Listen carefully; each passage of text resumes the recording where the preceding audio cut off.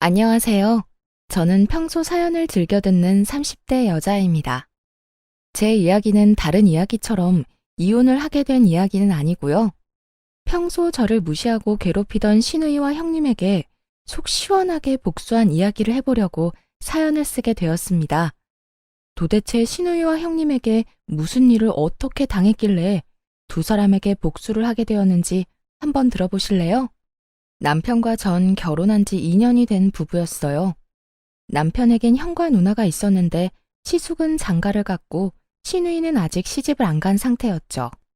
처음 결혼을 했을 땐 시누이와 형님의 사이가 썩 좋아 보이지 않았는데 곁에서 지켜보는 제가 긴장이 될 정도로 둘 다 서로에게 지려고 하지 않더라고요. 옳게. 사람을 봤으면 인사를 해야 할 거 아니야? 아까 인사했는데 형님이 못 들으셨나 보네요. 내가 대답이 없으면 앞에 와서 눈을 마주치고 다시 인사를 해야 할 거 아니야. 굳이 그렇게까지 해야 한다고요?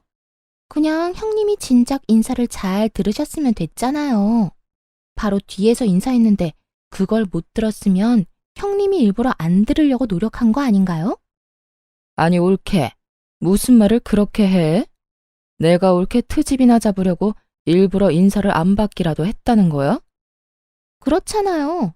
제가 이 집에 살금살금 기어들어온 것도 아니고 문 여닫고 저 왔다고 어머님께도 인사드리고 동서한테도 인사하고 그러고 나서 형님께도 인사드렸는데 그걸 못 들었다고 이렇게 트집을 잡으시니 당연히 일부러 그랬다는 생각이 들지 않겠어요? 난 정말 못 들었다니까. 옳게는 꼭 이러더라. 사람을 이상하게 몰고 가서 나만 잘못한 것처럼 만들고 이렇게 상황 몰고 가면 통쾌해? 막 신나 죽겠어?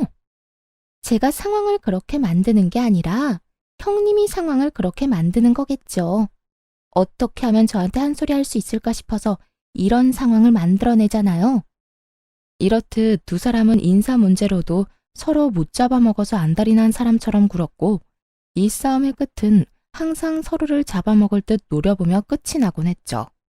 상황이 이렇다 보니 전 시댁에 갈 때마다 두 사람의 사이에서 눈치를 살피느라 바쁠 수밖에 없었어요. 그러던 어느 날 시댁에 가져다 줄 것이 있어서 시댁에 가게 되었는데 시누이와 형님이 집에 있는 것이 아니겠어요? 시댁에 함께 살고 있던 시누이야 그렇다 치더라도 형님까지 있으니 또 싸우는 건 아닌가 싶어 저도 모르게 긴장이 다 되더라고요. 두 사람의 눈치를 살피고 있으니 아니나 다를까 티격태격한다 싶더니 결국 또 언성을 높이며 싸우기 시작했어요. 하필 시부모님은 함께 산책하러 가신다며 집을 비우신 상태였고 두 사람의 싸움은 말릴 새도 없이 심해져만 가더군요. 싸움의 이유도 유치하기 짝이 없었어요. 시누이가 소파에 앉아 TV를 보는 상황이었고 형님이 소파에 앉으며 리모컨을 엉덩이로 누르며 TV가 꺼져버린 것이었어요. 그것을 시작으로 불이 붙은 싸움은 걷잡을 수도 없이 커져버렸던 것이었죠. 옳게. 지금 뭐 하는 짓이야? 나 TV 보고 있는 거 안 보여? 이게 무슨 경우 없는 짓이야? 형님, 제가 일부러 그런 것도 아니고 앉으려다가 실수로 눌린 걸 어떻게 해요? 실수긴 하지만 어찌 되었든 죄송하네요. 그게 죄송하다는 사람의 태도야? 말투, 표정, 어느 것 하나 죄송하다는 사람의 태도가 아니잖아. 사실 제가 잘못한 것도 없잖아요. 일부러 그런 것도 아니고. 정말 실수로 그렇게 된 건데 무릎이라도 꿇고 빌어야 하는 거예요? 그걸 바라는 거예요? 그런 뜻이 아니잖아. 아무리 실수라고 한들 올케가 한 행동 때문에 내가 피해를 봤으면 적어도 진심 어린 사과 한마디 정도는 해야 하는 거 아니야? 무슨 거지 적선하듯 죄송하네요. 내가 무슨 거지야? 그딴 식으로 사과를 던져주게? 아, 진짜. 형님, 또 시작이에요? 또 저한테 트집 잡고 뭐라고 하는 거. 정말 궁금해서 물어보는 건데 저한테 도대체 왜 이렇게까지 하세요? 왜 저만 보면 못 잡아먹어서 안달이냐고요? 내가 진짜 기가 막혀서? 내가 또 언제 올케를 못 잡아먹어서 안달이었다고 이러는 거야? 시누이는 화가 머리끝까지 난 듯 보였고 형님 역시 별반 다르지 않아 보이더군요. 이 일을 어떻게 해야 하나 눈치만 살피고 있는데 시누이가 저를 보더니 갑자기 잘잘못을 가려달라고 우겨대기 시작했어요. 작은 올케, 올케가 말해봐봐. 지금 이 상황 내가 과하다고 생각해? 아니지. 지금은 큰 올케가 잘못된 행동 맞잖아.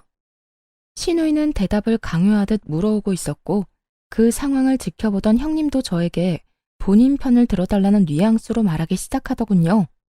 그래, 동서가 말해봐봐. 처음부터 다 지켜봤으니까 잘 알겠네. 내가 지금 TV를 일부러 껐어? 아니잖아. 나도 모르게 눌려서 꺼진 거 다 봤잖아. 다 실수인데 내가 고개 숙여 사과까지 해야 한다고 생각해? 그리고 형님이 매번 나한테 온갖 트집 잡아서 시비 거는 거 동서도 다 봤잖아. 뭐라고 말 좀 해봐. 양쪽에선 서로 본인의 편을 들어달라 난리였고 전 이러지도 저러지도 못하고 우물쭈물 눈치만 살피고 있었어요. 여기에서 입을 잘못 열었다간 앞으로가 상상 그 이상으로 피곤해질 거란 걸 누구보다 더 잘 알고 있기 때문이었죠. 그렇게 두 사람의 닥달에도 아무 말도 못하고 있는 사이 타이밍 좋게 시부모님이 시댁으로 돌아오셨고 전 재빠르게 시댁을 빠져나올 수 있었어요. 그렇게 큰 고비를 넘겼다 싶었는데 그게 아니더라고요. 그런 일이 있고 난 후 어찌된 일인지 시간이 지나면 지날수록 두 사람의 사이가 돈독해져만 가더라고요. 두 사람의 사이가 좋아지는 건 문제가 될 일이 전혀 아니었지만 두 사람의 사이가 좋아지며 저를 노골적으로 따돌리며 괴롭히는 것이 문제가 되었어요. 딱히 저는 잘못한 것도 없는 것 같은데 온갖 시댁 일을 저에게만 시키기 일쑤였죠. 그날도 마찬가지였어요. 특별한 날도 아닌데 시누이가 급하다며 온 연락에 불이 나게 시댁으로 가게 되었고 시댁에 들어서니 시부모님들은 없고 시누이와 형님이 하하호호 이야기를 나누고 있더라고요. 그렇게 이야기를 나누던 두 사람은 집으로 들어서는 저를 보더니 아주 당연하다는 듯 산처럼 쌓여있는 설거지를 하라고 하더군요. 어? 동서 왔어? 잘 왔다. 일단 주방에 가서 설거지 좀 할래? 오늘 형님이랑 이것저것 해먹었더니 설거지가 산처럼 쌓였네. 보다시피 형님하고 나하고 오늘 네일을 새로 받아서 말이야. 부탁 좀 할게. 그래, 옳게. 우리 오늘 네일 한다고 큰돈 썼단 말이야. 손톱 위에 올리기도 많이 올려서 괜히 설거지하다가 기껏 올린 액세서리 다 떨어질 수도 있어서 그래. 그러니까 옳게가 수고 좀 해. 알겠지? 장단이 잘 맞는 두 사람은 손을 들어 보이며 저에게 설거지를 하라고 하더군요. 전 너무 어이가 없어 그런 두 사람을 보며 이렇게 말했어요. 지금 저한테 설거지나 하라고 급하게 오라고 한 거였어요? 두 사람이 내일 한 건 알겠는데 왜 제가 이 설거지를 해야 해요? 여긴 제 집도 아니고 저것도 제가 먹고 치운 접시도 아닌데요. 전 어느 정도 화가 올라온 상태였고 그랬기에 제 말투도 곱게 나가진 않았죠. 하지만 두 사람은 제가 기분이 나쁘든 말든 상관도 없다는 듯 코웃음을 치며 더욱 가관인 말을 뱉어내기 시작하더군요. 옳게. 일도 안 하고 집에서 놀기만 하면 살만 찐다. 그렇게 되면 내 동생이 옳게를 지금처럼 사랑해 주겠어? 이게 다 옳게 생각해서 하라는 거야. 운동도 되고 얼마나 좋아? 그래, 동서. 내가 아버님, 어머님 오시면 동서가 와서 설거지 다 해줬다고 꼭 말할게. 그러면 점수도 딸 수 있잖아.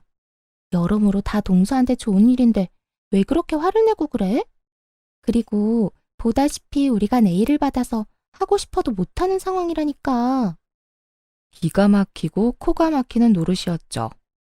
저만 집에서 노는 것이 아니라 형님도 결혼을 하며 집에서 놀고 있었고 시누이 역시 얼마 전 회사를 때려치우고 시댁에 얹혀 살며 놀고 있으면서 저에게 저딴 말이나 하고 있으니 그저 열불이 나는 상황이었죠.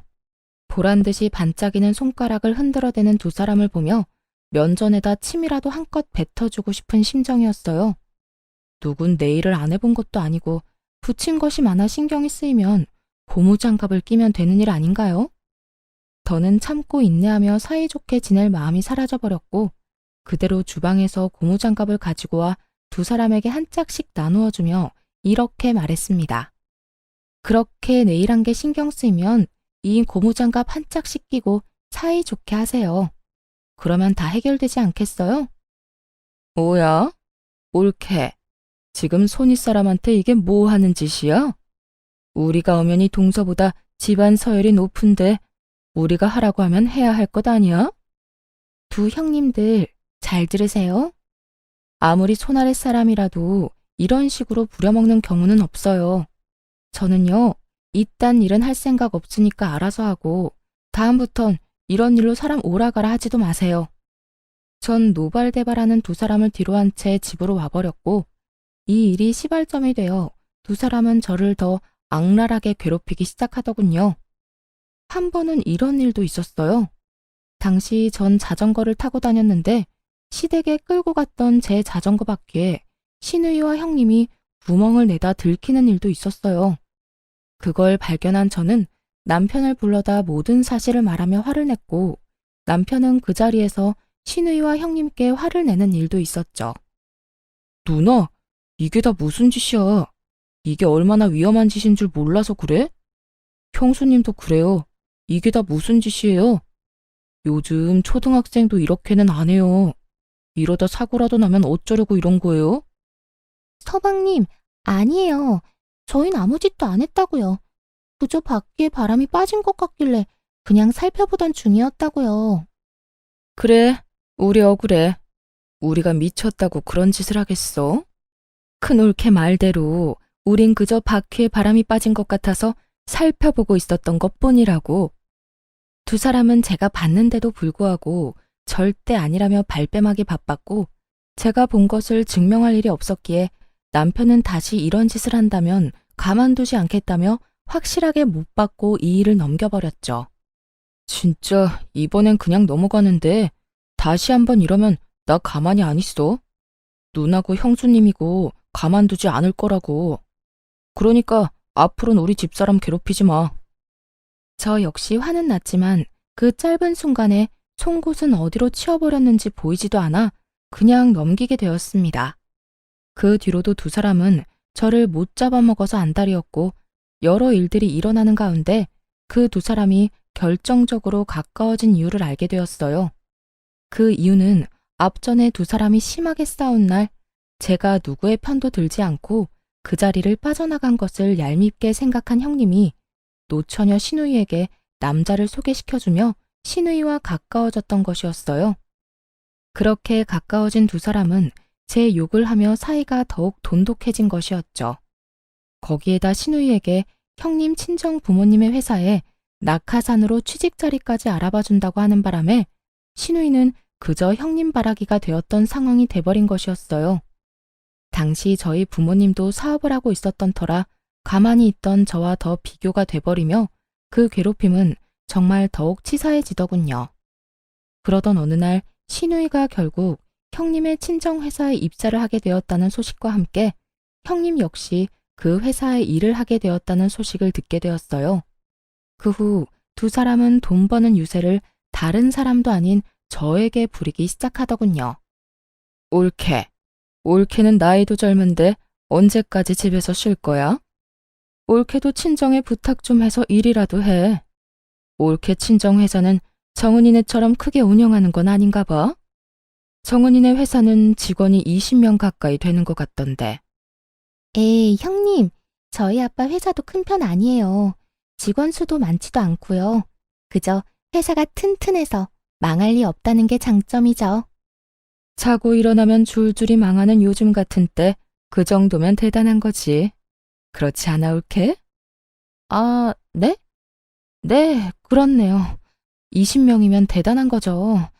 두 분 다 일하시느라 피곤하시겠어요. 이런 일은 처음이라 좀 힘들긴 한데 정은이가 워낙 날 편하게 해줘. 아, 옳게는 모르겠구나. 정은이가 우리 부서 팀장으로 들어왔거든. 그 덕에 나는 편하게 회사 생활하지. 아, 정은아, 그러지 말고 네 손아래 동서도 일자리 좀 알아봐줘. 회사에 청소할 사람은 안 필요해?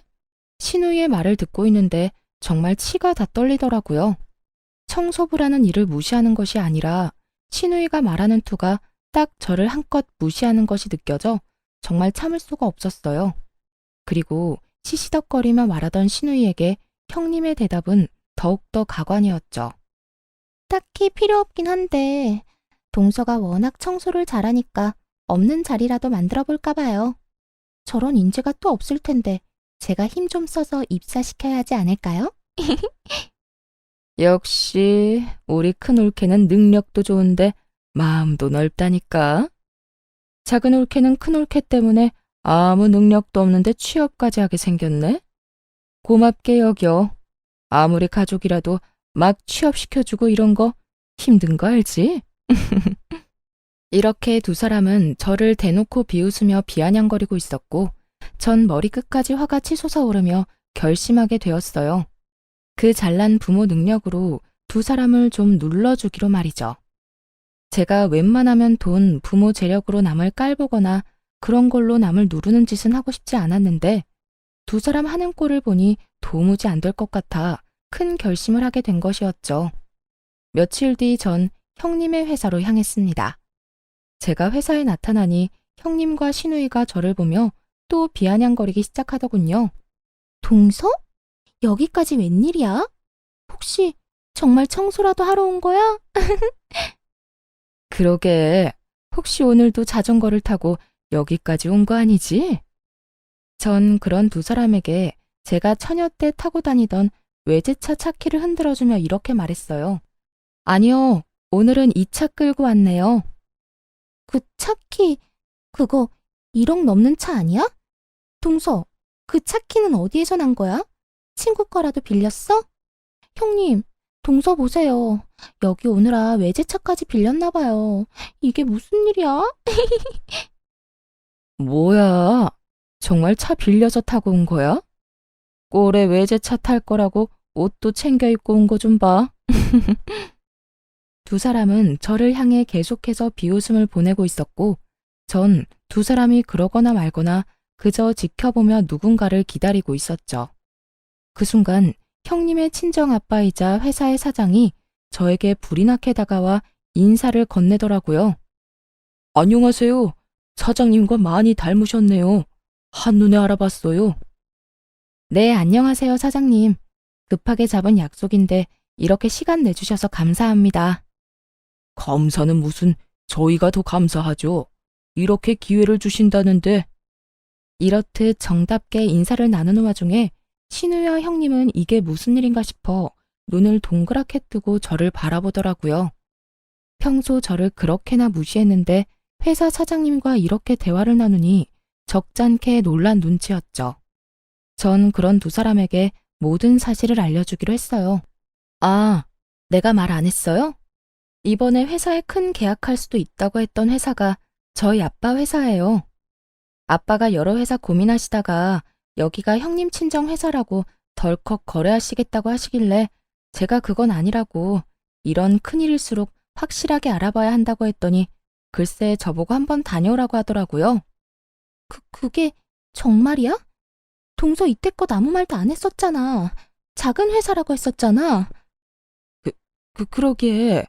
옳게. 왜 진작 말 안 했어? 그렇게 잘 나가는 회사라는 건 말 안 했잖아. 제가 굳이 말을 해야 하나요? 그리고 저는 저희 아빠 회사를 정말 큰 회사라고 생각해 본 적이 없었어요. 그래서 굳이 말할 필요도 없다고 생각했고요. 이제 아시겠죠? 전 여기에 자전거 타고 청소하러 온 게 아니라 거래 전 마지막 점검차 나온 거예요. 사실 저희 친정아빠는 제법 큰 회사를 운영하고 있었고 전 굳이 시댁에 알릴 필요가 없다고 생각하여 아무 말도 하지 않아 시댁 식구들은 아무도 모르는 상태였어요. 그런데 얼마 전부터 아빠가 새롭게 거래를 시작하려고 하는데 그 리스트 중 형님의 회사가 있는 것 같다며 저에게 물어본 적이 있었죠. 전 그 회사가 맞다고 했었고 아빠는 이왕 일을 함께 하는 것인데 한 달이 건너도 가족이라며 형님네 회사로 최종 결정을 내리려던 중이었어요. 그러는 와중 형님과 신우이가 저에게 청소부나 하라는 말을 해버렸고 그 무시 가득한 발언에 인내심이 바닥이 난 저는 아빠의 힘을 빌려 두 사람이 좋아하는 갑질을 제대로 보여주러 온 것이었죠. 모든 것을 다 알게 된 신우이와 형님은 제 말에 그야말로 얼어붙어 꼼짝도 하지 못하고 있었고 사장님은 미간을 찌푸리며 형님에게 호통을 치기 시작하더군요. 너 이게 다 무슨 소리야? 자전거를 타고 청소하러 와? 네가 정말 이분께 그딴 말을 했단 말이야? 사람을 무시하는 것도 정도가 있지. 이분 네 동서라고 하지 않았어? 그런데 그딴 말을 했단 말이야? 너 도대체 네 시댁에서 어떤 식으로 행동하고 다니는 게야? 사장님의 호통에 형님뿐만 아니라 시누이까지 꿀먹은 벙어리라도 된 듯 아무 말도 하지 못하고 있더라고요. 전 그런 두 사람을 대신해 사장님께 이렇게 말해주었습니다. 아까는 저한테 자전거 타고 청소하러 왔냐면서 하셨잖아요. 저는 점검차 나온 거긴 하지만 형님들이 청소하라고 하니 청소라도 할까 봐요. 저보고 청소 잘한다고 청소부 자리라도 내준다고 하셨거든요. 사장님 따님이자 제 형님이 말이에요. 어떻게 할까요? 저 지금 청소라도 하면 될까요, 사장님? 제 말에 형님의 아빠는 목부터 얼굴까지 빨갛게 달아오른 모습으로 고함을 지르며 저에게 사과를 하라고 했고, 형님은 악다구니를 쓰며 싫다고 하더군요. 너 당장 사과드리지 못해? 이게 무슨 망신이야? 아무리 생각이 없다고 해도 사람을 그렇게 무시하는 게 어디 있어? 그것도 이렇게 중요한 분을. 뭐? 사과? 내가 왜요? 내가 뭘 잘못했다고 사과까지 해요?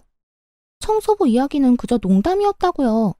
우리끼리 가볍게 주고받은 농담 말이에요. 그리고 내가 손윗 사람인데 어떻게 손아랫 사람한테 사과해요? 전 절대 싫어요. 윗사람이면 윗사람답게 굴었어야지. 하는 행실은 어린애보다 못한 짓거리를 해놓고 윗사람 대접은 받고 싶은 게야? 너 진짜 당장 사과 못해. 너 때문에 회사 문 닫는 꼴을 기어코 봐야 사과를 할 테야. 형님은 회사 문을 닫는다는 말을 듣고서야 저에게 우물쭈물 안 한 것만도 못한 사과를 뱉어내더군요. 미안해. 이걸 사과라고 하는 것인지 그저 웃음만 나더라고요. 전 형님의 사과 앞에 비웃음을 날려주며 말했어요. 아니요, 됐어요. 전 그딴 진심이라곤 없는 사과 받고 싶진 않네요. 그것도 사과라고 하는 건지 도대체 알 수가 없네요. 이번엔 형님의 얼굴이 빨갛게 달아오르고 있었고, 형님의 아빠인 사장님은 제 눈치를 살핀다 싶더니 형님에게 이렇게 말하더군요. 네 입으로 지은 죄 네 몸으로 갚아. 앞으로 한 달 동안 우리 회사 말고 저쪽 회사로 가서 계단 청소라도 해서 용서를 구해. 뭐라고요? 나한테 지금 청소를 하라고 한 거예요? 그것도 동선의 회사 계단 청소를요? 그래, 여기 너 말고 잘못한 사람이 또 있어? 왜 저한테만 그러세요? 청소 이야기는 형님도 같이 했다고요. 자전거 타고 왔냐고 비아냥거린 것도 마찬가지고요. 옳게. 굳이 나까지 끌고 가야겠어? 혼자서 다녀와도 되잖아. 억울해서 그러죠. 하기는 같이 했는데 왜 저만 이 꼴을 당해야 하냐고요. 형님도 같이 가서 같이 계단 청소해요. 옳게. 정말 이럴 거야? 왜요? 내가 틀린 말 했어요? 입으로 같이 지은 죄 같이 갚아야 할 것 아니에요.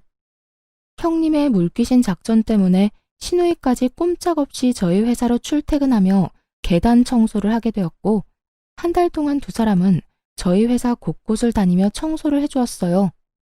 그렇게 마지막 날이 되었고, 두 사람은 일이 끝나자마자 저희 집으로 득달같이 찾아왔더군요. 두 사람은 오는 길에 싸우기라도 한 듯 사이가 좋지 않아 보였는데 저희 집에 들어오면서도 싸우고 있더라고요. 옳게. 진짜 너무하는 거 알아? 어차피 피할 수 없는 청소 혼자 했으면 됐지. 꼭 거기에서 나까지 끌어들여야 했어. 이게 뭐야? 온몸에 땀 냄새에 손에 주부습진 오기 직전이라고. 내가 뭐 틀린 말 했어요? 형님도 동서 괴롭힌 거 맞잖아요. 난 그저 동서가 얄밉다고 한 것뿐인데 신나서 동서 괴롭히기 시작한 건 형님이잖아요. 그럴 땐 언제고 청소는 나 혼자 하라고요? 내가 왜요? 청소를 빠져야 할 사람은 형님이 아니라 저였다고요. 뭐? 너 진짜 말 다 했어? 그래, 말 다 했다. 어쩔 건데, 어쩔 거냐고. 감정이 극에 달해버린 두 사람은 반말까지 하며 싸우기 시작했고 결국 폭발해버린 신우이가 형님의 머리를 향해 손을 뻗으며 더 큰 싸움이 시작되었어요. 전 그런 두 사람의 치열한 싸움을 말릴 생각도 없이 지켜보다 집으로 시부모님과 시숙을 불러버렸어요. 얼마 지나지 않아 화가 머리끝까지 난 시부모님이 집으로 들어왔고 한바탕 소란을 일으키고 있는 두 사람을 본 시부가 호통을 치기 시작했어요. 이게 다 무슨 일이야? 둘 다 그만두지 못해? 시부의 호통에 두 사람은 싸움을 멈추는가 싶더니 반성은커녕 서로 잘못한 것에 대해 이르기 바쁘더군요. 아빠, 올케 좀 혼내줘요. 올케가 먼저 작은 올케 얄밉다면서 괴롭히자고 했다고요. 난 그저 올케가 시키는 대로 한 것뿐이야. 나한테 일자리도 소개시켜주고 남자도 소개해주면서 시키는데 내가 어쩌겠어? 시키는 대로 하는 수밖에. 아니에요, 아버님. 형님이 먼저 저희가 싸우는데 동서가 아무런 행동도 하지 않고 자리 피해버린 게 괘씸하다고 괴롭히자고 했다고요. 그리고 남자 소개해준 건 형님이 계속 외롭다고 해서 해준 거고 일자리도 형님이 계속 마땅한 일자리가 없다고 해서 저희 아빠 회사에 취업시켜준 거라고요. 내가 언제 그랬어? 올케가 먼저 일자리하고 남자 이야기 꺼내면서 내 기분 맞춰주면서 작은 올케 너무 얄밉지 않냐고 말 꺼냈잖아. 난 거기에 장단 맞춰준 것뿐이고. 장단만 맞춘 사람이 송곳까지 챙겨서 동서 자전거 바퀴에 구멍을 뚫어요? 그 장단 2번 맞췄다간 아주 큰일 나겠어요. 뭐야? 그건 올케가 자전거 타고 다니는 꼴도 얄밉다면서 자전거를 확 버려버리면 어떻겠냐고 하니까 그랬던 거지. 그리고 작은 올케한테 구멍 뚫다가 들키니까 송곳 버린 사람이 누군데? 내 손에서 재빠르게 송곳 뺏어서 차 밑으로 던진 사람은 올케였잖아. 그게 다 형님이 동서는 가진 것도 없으면서 잘난 척한다고 얄밉다고 해서 시작된 일이잖아요. 올케야말로 쥐뿔도 없는 작은 올케 괴롭혀주고 싶다고 했잖아. 못 사는 집에서 자란 주제에 콧대만 높다고 해놓고. 두 사람은 서로의 잘못을 이르는 것에 정신이 팔려 자신들이 한 짓을 스스로 고하고 있었고 때마침 도착한 시숙이 심각한 얼굴로 이 모든 것을 듣고 있었죠. 시숙과 시부모님의 낯빛은 실시간으로 어두워지고 있었고 이러한 사실을 전혀 알지 못하는 두 사람은 마주보고 서로 얼굴에 침 뱉기를 이어가고 있더군요. 차마 눈 뜨고는 보기 힘들 광경에 시부는 다시 호통을 치기 시작했어요. 그만하지 못해? 얼마나 더 못난 꼴을 보일 작정이야? 너희 잘못은 너희가 다 말해서 잘 알겠고 말하는 꼴을 보니 스스로도 잘 알고 있는 것 같구나. 그만큼 잘못을 했으면서도 여기 와서 이딴 꼴이나 보이고 있으니. 아빠, 그게 아니라요. 전 진짜 잘못이 없다고요. 아버님, 저도 잘못한 거 없어요. 이게 다 형님 때문이라고요. 둘 다 그 입 다물지 못해? 조용하고 당장 무릎 꿇고 빌어. 얼른! 시부는 결국 두 사람에게 무릎을 꿇고 빌라고 했고 두 사람은 여전히 반성이란 모르는 사람처럼 왜 그렇게까지 해야 하냐고 따지고 들더군요. 싫어요. 내가 왜 무릎까지 꿇어요? 내가 뭘 잘못했다고. 그래요, 아버님. 저희 반성의 의미로 오늘까지 동선의 회사에 청소까지 해주고 왔다고요. 그런데 무릎까지 꿇으라고요? 싫어요. 아직도 이유를 모른다 이 말인 거지? 그래, 좋다. 큰 며느리는 네 남편이 알아서 할 테니 나는 더는 입댈 것도 없을 것 같고 너는 오늘부터 집에서 나가거라.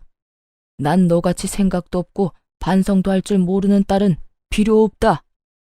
시부는 반성이란 모르는 시누이에게 집에서 나가라고 선포해버렸고 시누이는 이런 시부의 말을 받아들일 수 없다는 듯 시부에게 대들기 시작했어요.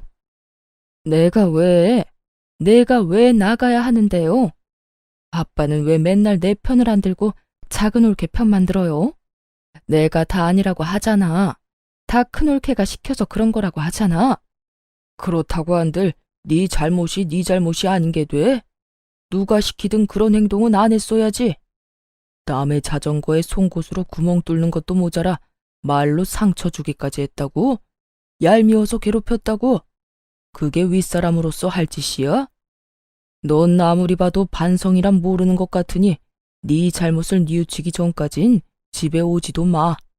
이제부터 너에 대한 지원도 다 끊을 게다. 시부는 화를 내며 집을 나가버렸고 그 뒤를 따라 시모 역시 가버리더군요.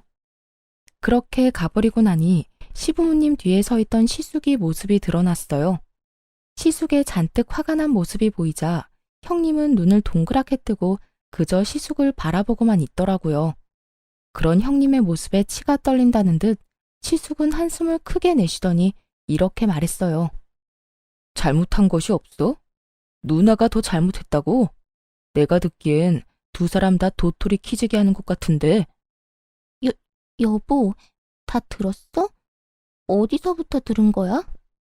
어디서부터 듣긴. 두 사람이 서로 잘못한 거 없다고 딱 잡아뗄 때부터 다 들었지.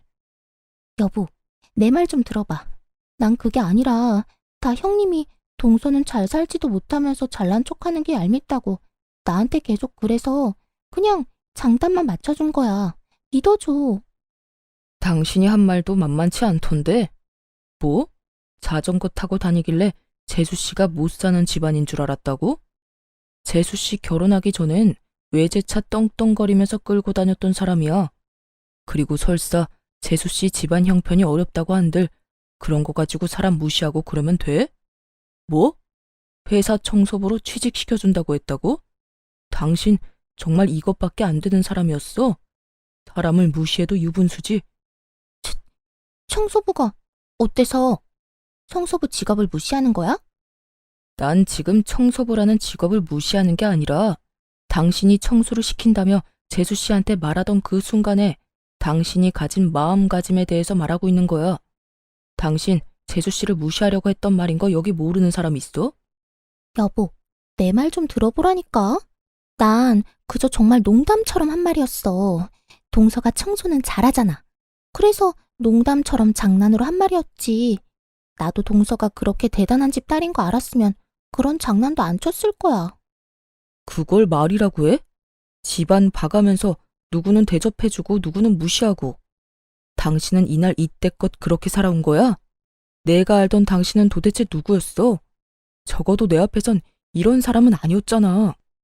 시숙은 인정사정 볼 것 없이 형님을 몰아세우고 있었고 절벽 끝까지 몰린 형님은 태세를 바꿔 화를 내기 시작하더군요.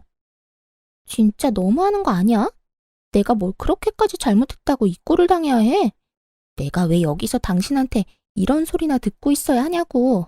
그것도 동서까지 보는 자리에서 말이야. 당신이야말로 지금 나한테 너무한다고 생각 안 해? 이럴 때일수록 일단 내 편을 들어줘야 할 거 아니야.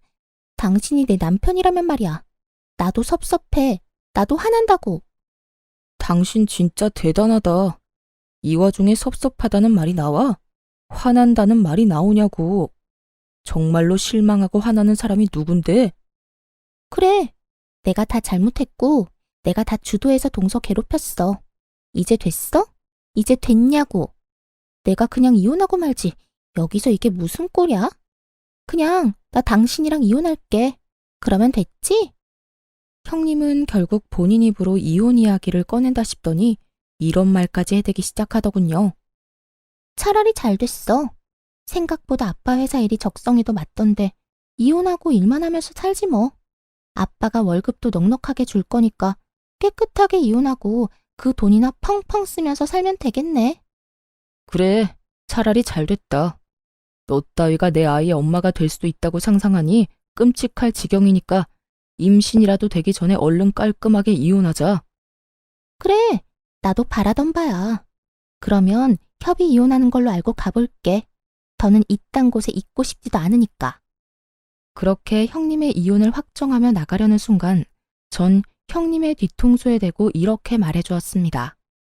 아, 형님, 그러면 이제 가족도 뭣도 아닌데 계약은 없던 일로 할게요. 애초에 형님 회사랑 계약하려고 했던 가장 큰 이유가 가족이기 때문이었거든요. 그런데 이제 이혼한다고 스스로 말했으니 계약 진행할 필요가 없어졌잖아요. 그 순간 형님은 움찔하는가 싶더니 저를 보며 이렇게 말하더라고요. 마음대로 해봐, 어디. 동선에 도움 없어도 우리 회사 잘 먹고 잘 살 수 있거든? 누구네 회사 손해가 더 큰지 어디 한번 지켜보자고. 형님은 끝까지 큰 소리를 떵떵 치며 자리를 떠나버렸고 그제야 상황의 심각성을 깨달은 신우이가 제 앞에 무릎을 꿇고 앉아 빌기 시작하더군요.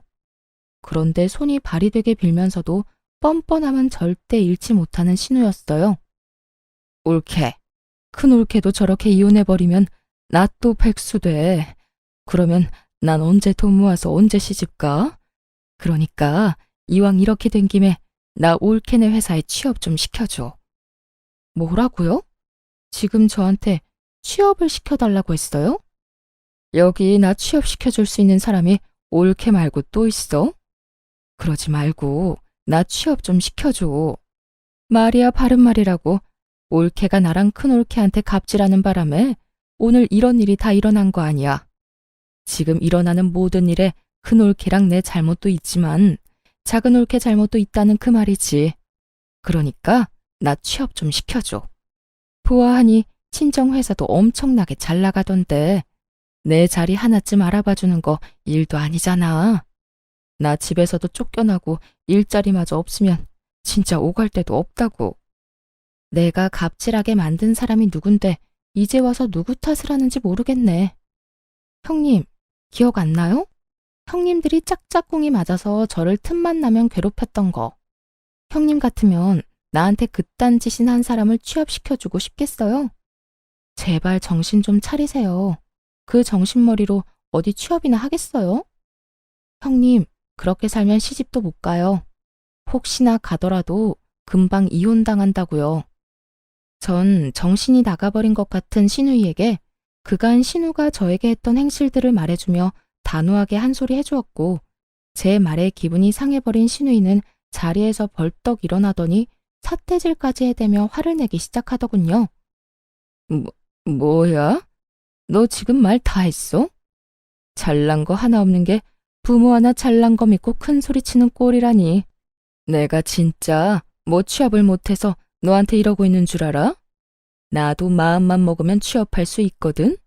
하여튼 두 옳게 하는 꼴이 아주 가관이네 가관이야. 신우이는 말도 안 되는 말을 바른 말이라고 하며 짓거리고 있었고 그런 신우이의 한마디 한마디가 다 골이 아픈 시숙이 신우이를 끌고 집으로 돌아가 버리더군요. 그렇게 한 차례 폭풍이 지나가고 난 후 전 제가 말한 대로 아빠와 상의해 계약을 없던 일로 해버렸어요. 제 이야기를 들은 아빠 역시 그딴 집안에 도움이 될 일은 조금이라도 하고 싶지 않다고 하며 연을 끊어버렸고 저희와 계약이 틀어져 버린 형님 회사는 몇 년치의 일이 다 끊겨버린 상황이 되어버렸죠. 형님은 시숙과 이혼을 하게 되며 친정으로 돌아갔지만 그대로 친정 대문도 넘지 못하고 쫓겨났고 오갈 데가 사라지자 저에게 찾아와 울고불고 하며 매달리기 시작하더군요. 동서, 내가 다 잘못했어. 내가 이렇게 빌 테니까 제발 일만 계속 진행하면 안 될까? 나 이혼까지 해서 오갈 데도 없는데 회사에서도 쫓겨나고 집에서도 쫓겨났어. 돈도 땡전 한 푼 없이 쫓겨났다고. 이렇게 울고불고 매달리는 형님을 보는데 웃기지도 않더라고요. 저에게 사과 한마디가 하기 싫어 이혼까지 할 때는 언제고 이제 와서 이렇게 눈물까지 보이며 용서를 구하니 진심처럼 느껴지지도 않았고요. 이제 와서 이런다고 한들 제 마음이 돌아설 것 같아요. 방금 말한 대로 이제 나랑 가족도 뭐도 아닌데 더욱 거래를 이어나갈 필요가 없죠. 그러니까 여기서 이러지 말고 당장 나가주세요. 동서, 그렇게 딱 잘라 말하지 말고 우리가 그래도 한때는 가족이었잖아. 그 정을 생각해서라도 제발. 저한테는 애초에 가족 간의 정 같은 건 없어서 남은 정 따위도 없네요. 그러니까 나가주세요. 형님은 이러한 제 말에도 꿈쩍도 하지 않고 계속 눈물을 흘리며 빌고 있었고 그런 형님의 모습에 참고 또 참던 남편이 폭발해 한마디 하기 시작했어요. 내가 웬만하면 집사람이 아무 말도 하지 말라고 해서 참으려고 했는데 도저히 참을 수가 없네요. 그쪽이 내 와이프한테 한 짓이 있는데 이제 와서 이런다고 뭐가 달라집니까? 양심이란 게 없어요. 도대체 얼마나 얼굴에 철판을 깔았으면 부끄러운 줄도 모르고 여기 와서 눈물을 흘리고 있어요? 그렇게 우리 집사람이 만만해요?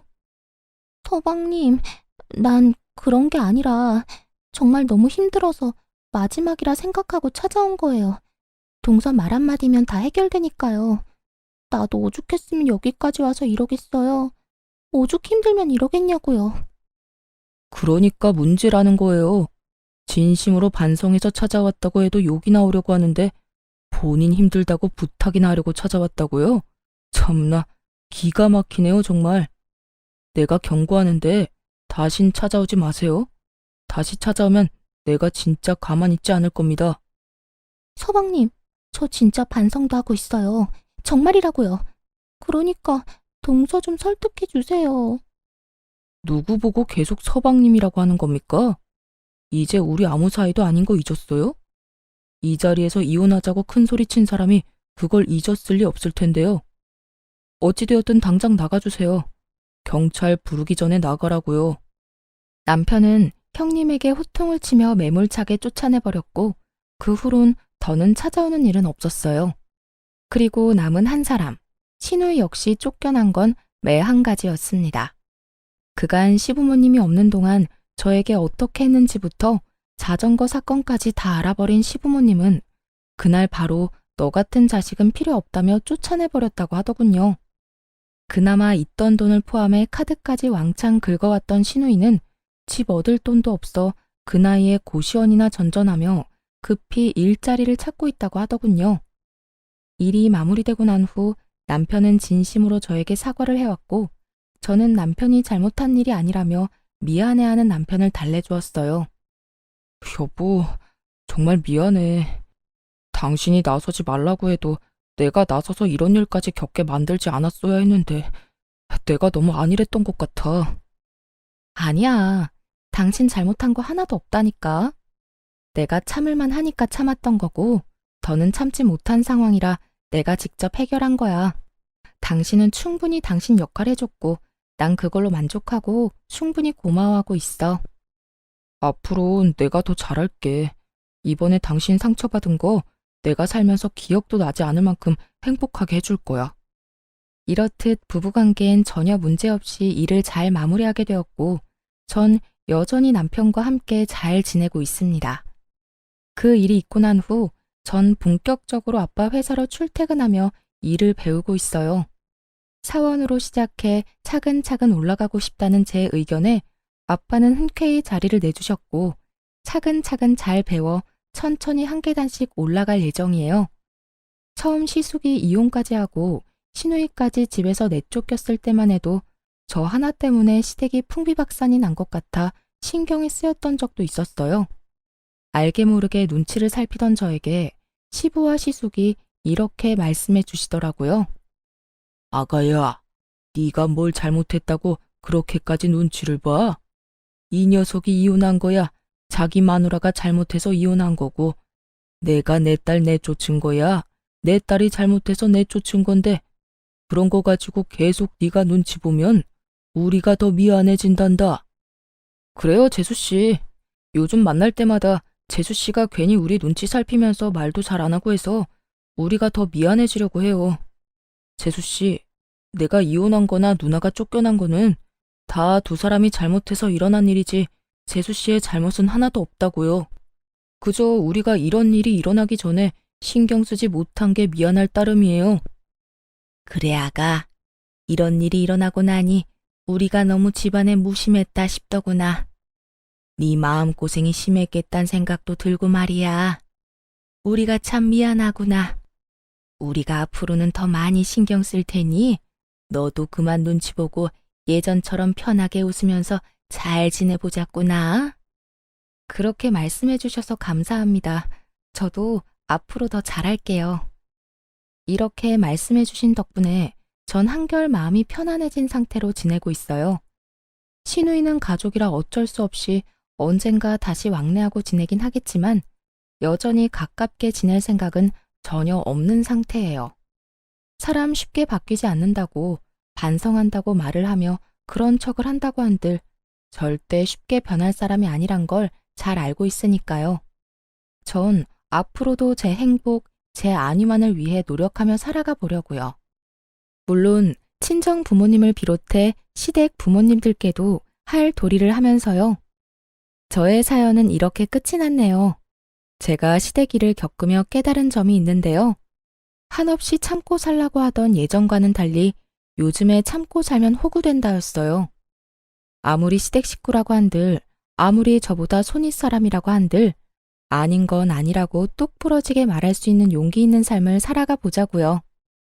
저와 비슷한 상황에 부딪힌 많은 기혼자분을 응원하며 저는 이만 물러가 볼게요. 긴 사연 함께 해주신 모든 분 감사합니다.